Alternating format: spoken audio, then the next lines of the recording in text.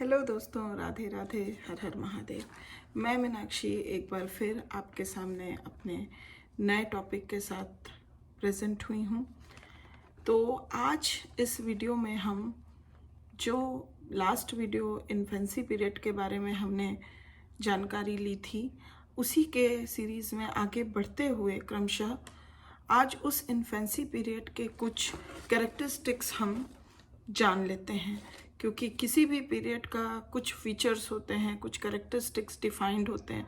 तो आज हम उन पे इस वीडियो में बात करेंगे कि इन्फेंसी पीरियड जो दूसरा चरण है हमारे लाइफ स्पैन का, उसके क्या क्या कैरेक्टरिस्टिक्स हैं। तो चलिए इस वीडियो को आगे बढ़ाते हैं। और हाँ, अगर आपने अभी सब्सक्राइब नहीं किया है तो प्लीज़ सब्सक्राइब कर लीजिए, जिससे मेरी आने वाली हर वीडियो का आपको लाभ मिल सके। और प्लीज़ वीडियो को अंत तक देखिएगा और इसमें बने रहिएगा, आपको बहुत बहुत रोचक जानकारियाँ मिलेंगी। तो चलिए इसी के साथ हम आगे बढ़ते हैं।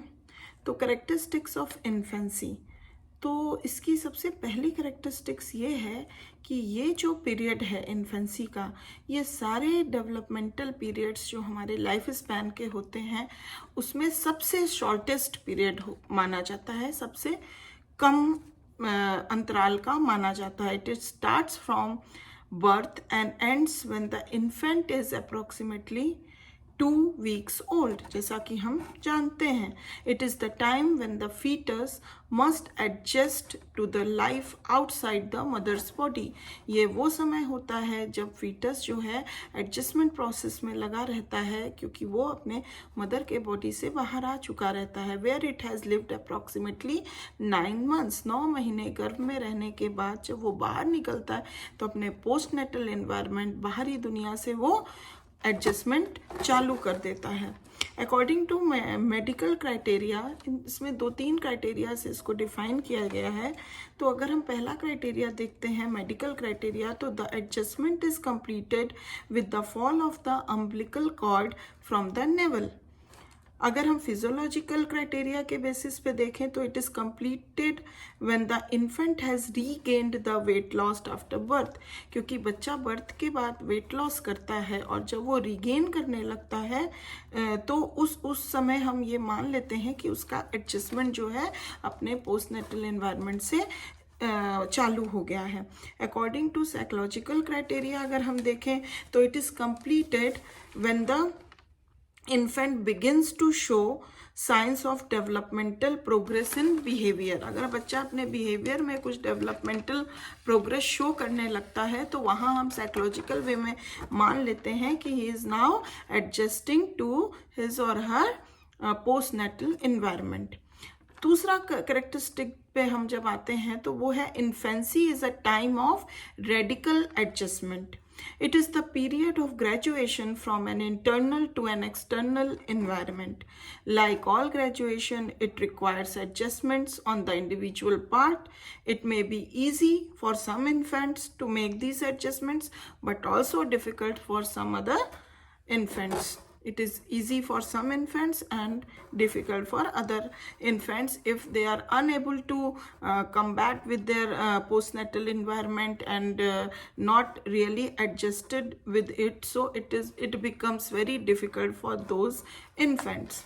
नाउ थर्ड, अगर हम थर्ड उसकी बात करें कैरेक्टरिस्टिक्स ऑफ इन्फेंसी की, तो ये है कि infancy is a plateau in development. Plateau हम एक तरह से एक हॉल्टिंग, एक रेसिस्टेंट पीरियड मान सकते हैं। तो वो डेवलपमेंट में इन्फेंसी पीरियड जब आता है तो it's like a plateau. The rapid growth and development which took place during the prenatal suddenly come to a stop with birth.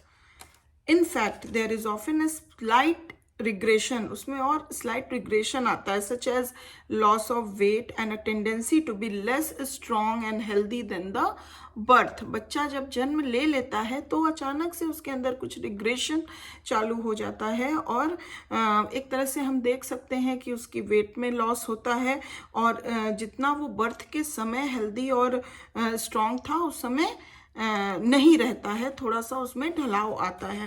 That's why we said कि it is infancy period is a plateau period. Normally this slight regression last for several days to a week. कुछ दिनों या फिर एक हफ्ते तक हम बोल सकते हैं कि ये चालू रहता है.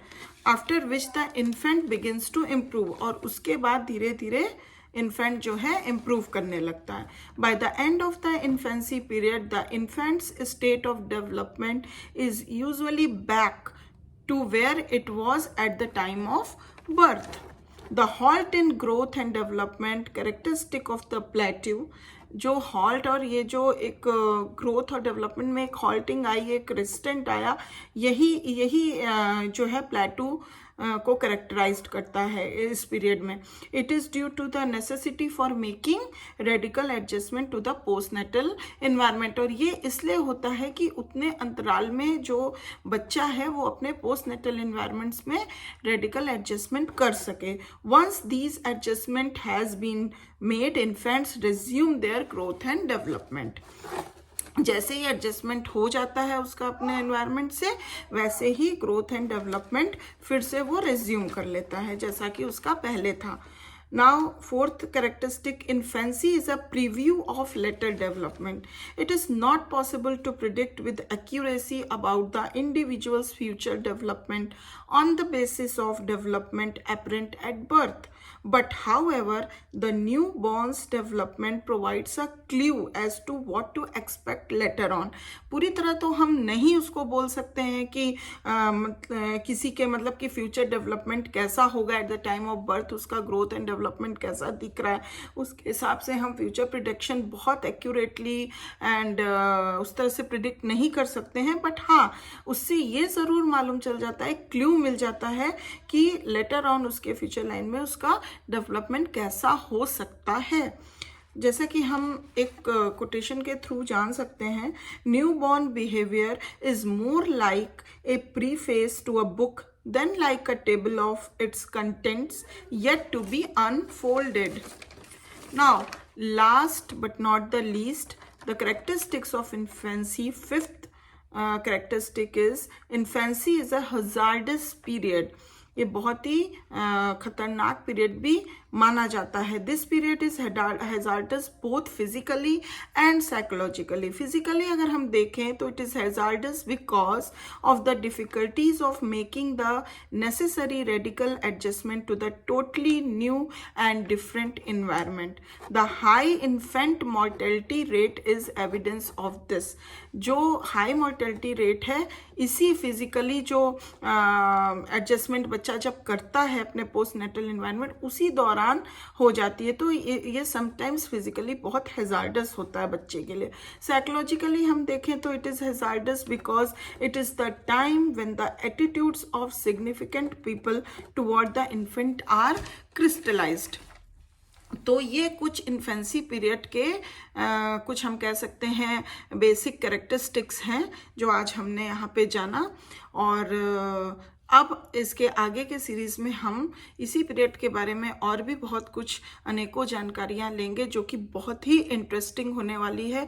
तो प्लीज़ ज़रूर से मेरे नेक्स्ट वीडियो को आप वॉच करिएगा, और इसके लिए प्लीज़ जल्दी से सब्सक्राइब कर दीजिए अगर अभी तक नहीं किए हैं, और लाइक तो बनता ही है, दे दीजिए. हो सके तो शेयर भी करिए जिससे ज़्यादा से ज़्यादा लोगों को इन इन्फॉर्मेशंस का फ़ायदा मिल सके. और अगर कुछ भी आपकी क्वेरी है, कुछ भी मेरे से कॉन्टेक्ट करने का है, तो आप कमेंट करके, प्लीज़ आप कमेंट करके मुझसे पूछ सकते हैं. मैं ज़रूर उसका रिप्लाई करूँगी. किसी भी प्रकार की अगर इन्फॉर्मेशन चाहिए तो आप मेरे को कमेंट करके बोल सकते हैं. And thank you very much for watching my video. और अपना ध्यान रखिए, ख्याल रखिए, और हम फिर मिलेंगे, जल्दी मिलेंगे. तब तक के लिए टेक केयर, बाय बाय.